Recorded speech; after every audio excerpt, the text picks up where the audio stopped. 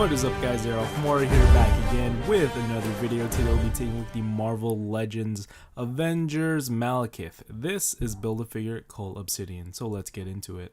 So, taking a look around the packaging, the Avengers A logo, get a weird picture of Malekith on both sides just to remind you of how weird he is. On the back, I'm just kidding. I know some Malekith fans out there, but yeah, pause, description, pause, yeah, it's been a while. So, let's get into it.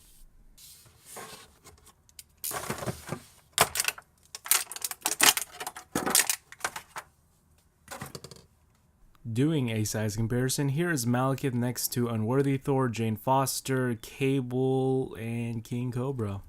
And don't forget the other figures in this wave. For Malekith's accessories, he comes with this comb-like sword. Pretty basic sword. It looks unique, I guess. Marbling in this metallic gray plastic.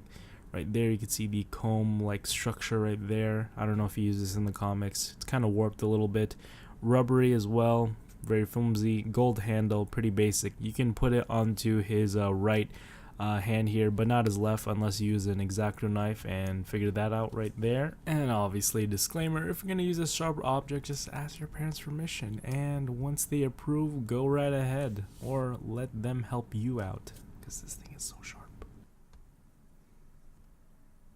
Other than the sword, Malekith comes with the right arm of cold obsidian and this hammer piece right here, which is hollow. More on that in the Build-A-Figure video. So yeah. And for the weapon, for weapon storage, I guess you could slip it on to the back of his belt here. Wouldn't make any sense in practical terms, but it does work, and it does hide pretty well and kind of looks pretty natural there, I guess. Even though I said it's not practical, but you have some type of weapon storage. Swing. So, taking a closer look at Malekith, starting off with the head sculpt. Pretty clean paint job right there on the blue and the black side. Really like the facial expression, kind of creeping, and captures the Malekith in the comics, unlike the MCU. I was never really a fan of the MCU, but looking at the back here, we got the blonde hair with some white highlights right there. It's pretty clean. The hair piece itself, it's not really hard. It's made out of the soft rubbery plastic, so it wouldn't be that tough posing it around. Getting his head into dynamic poses. Alright, here with these shoulder pads right here, it is a separate piece. It's not sculpted on. It's attached to the necklace right here, and you can see how that moves, just popping off the head. You can see the whole piece. That's what it looks like. I wish it was sculpted on, because it's kind of annoying. It kind of like moves when you actually pose the figure, so that's quite unfortunate. But moving on to the arms here, pretty basic color scheme, kind of the dark maroon reds here, some blue skin tones, and some white and black logos right here. On the back, you get the muscle detail. There are some paint splotches here and there, but that is usually expected with Hasbro figures. And you can see the belt, kind of yellow, kind of a muted gold right there. See the maroon and the red right there. Really like how everything's a soft rubbery plastic. Nothing gets hindered in the way when you're articulating this figure, even though this is not a fun figure to pose. You can see the legs here. Around the back, you can see the calves.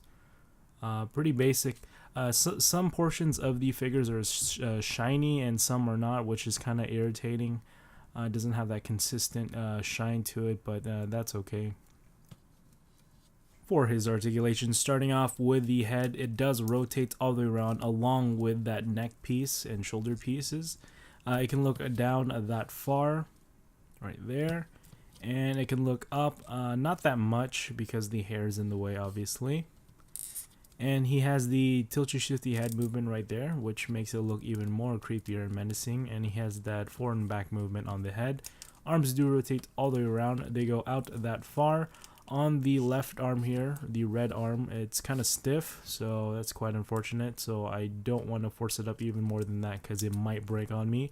He has a bicep swivel, which rotates all the way around. Double jointed elbows right there.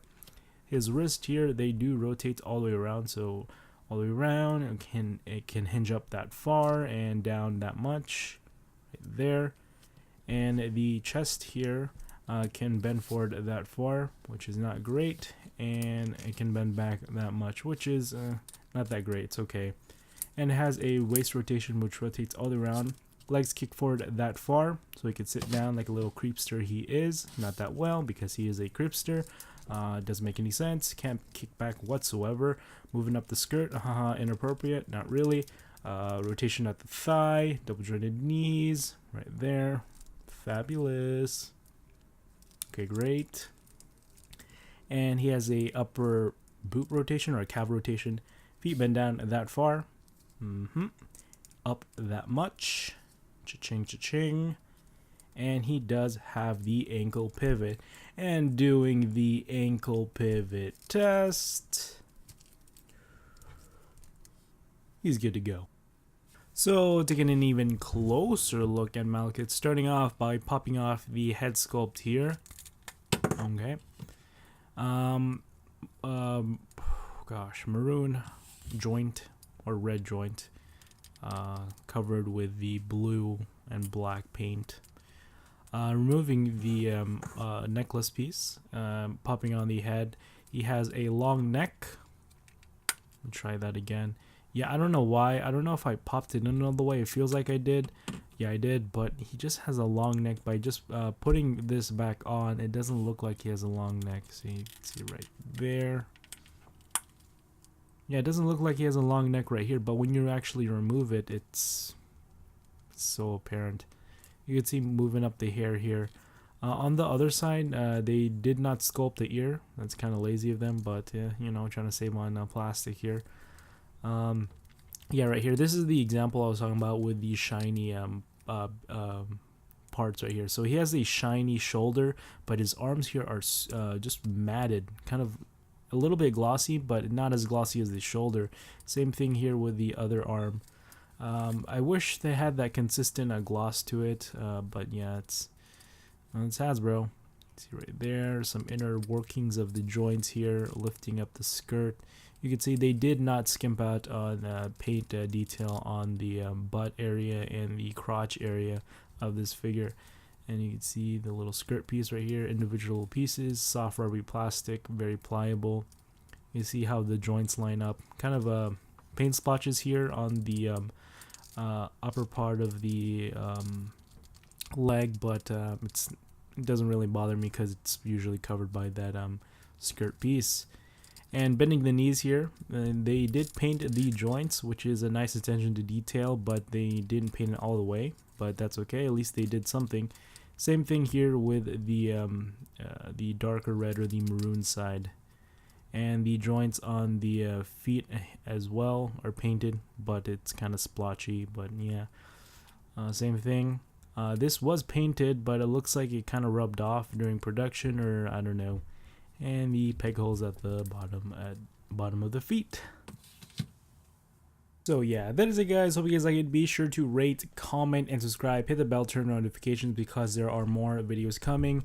Overall, this is an okay figure. I'm not a fan of Malekith, the MCU or the comic.